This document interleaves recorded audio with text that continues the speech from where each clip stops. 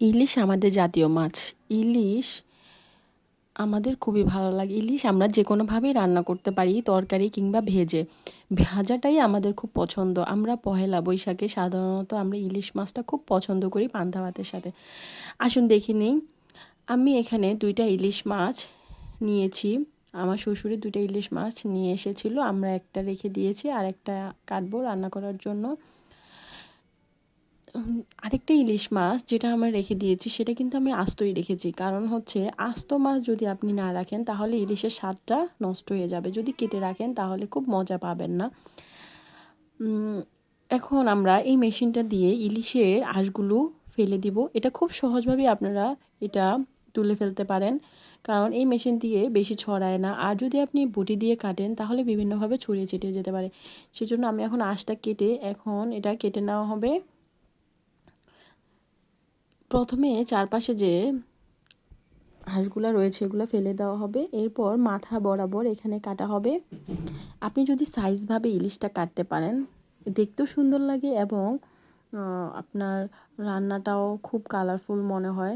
মাছেরও একটা সাইজ আছে যেটা আপনি সাইজ মতো না কাটলে দেখতে ভালো লাগে না।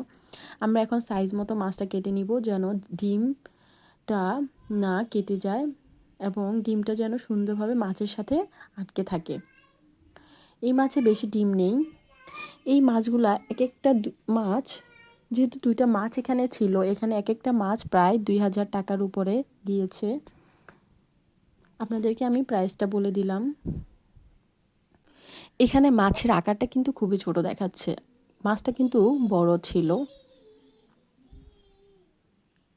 আমরা মাছের পিসগুলো একই সাইজের রাখার চেষ্টা করব। এতে দেখতে ভালো লাগে এবং ডিমগুলো আস্ত থাকে।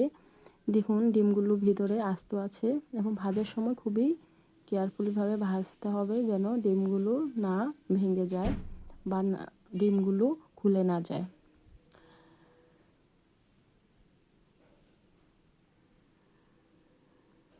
আসলে যে যেভাবে ভেজে খেতে পছন্দ করেন সেভাবেই করবেন। কিন্তু আমি আসলে যেভাবে করেছি আমি আপনাদেরকে সেটাই দেখাচ্ছি।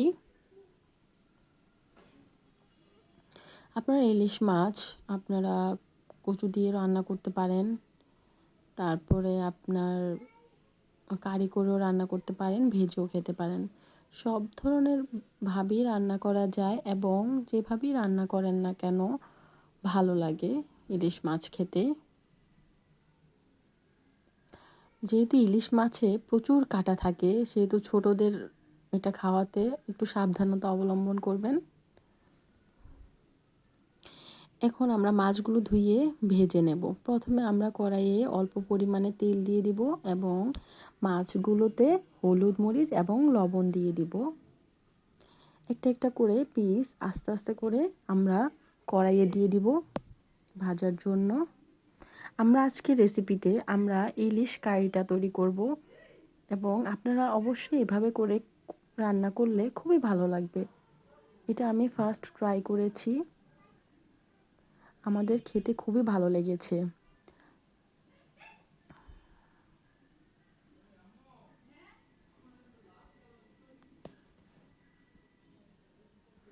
মাছ আমার ভাজা হয়ে গিয়েছে এবং একটা একটা করে মাছ উঠিয়ে নিব একটা প্লেটে। মাছ অতিরিক্ত ভাজতে যাবেন না, এতে মাছের স্বাদটাই নষ্ট হয়ে যায়।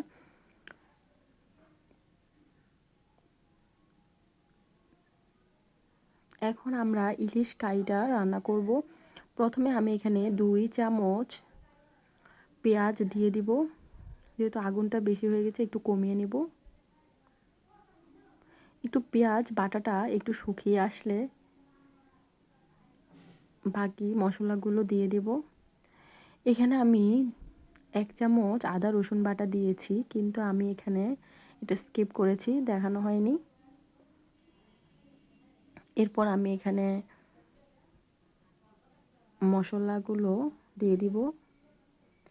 এখানে প্রথমে আমি এখানে ১.৫ চামচ হলুদ গুঁড়ো দিয়ে দিব, ১/২ চামচ মরিচের গুঁড়ো দিয়ে দিব। মরিচের পরিমাণটা আপনারা কম বেশি দিতে পারেন।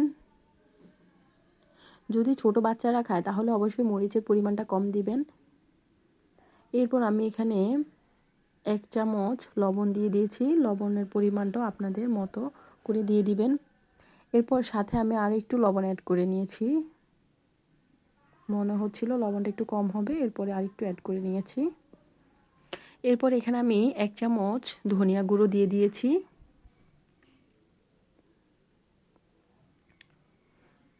এরপর মশলা ভালো করে কষিয়ে আসলে আমি এখানে মাছগুলো দিয়ে দিব।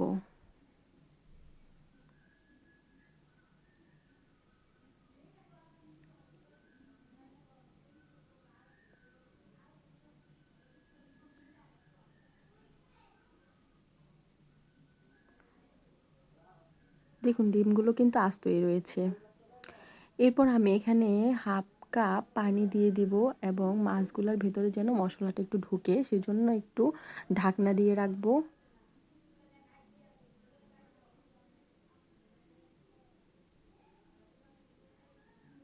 একটু মাছগুলো উল্টিয়ে দিব, এতে মশলাটা একটু ভিতরে যাবে। আমাদের রান্না প্রায় করা হয়ে গিয়েছে। আপনাদের কাছে কেমন লেগেছে জানি না, অবশ্যই কমেন্টসের মাধ্যমে বলবেন। আমরা এই রান্নাটা যখন করেছিলাম এবং খাবার খেয়েছিলাম তখন খুবই ভালো লেগেছিল।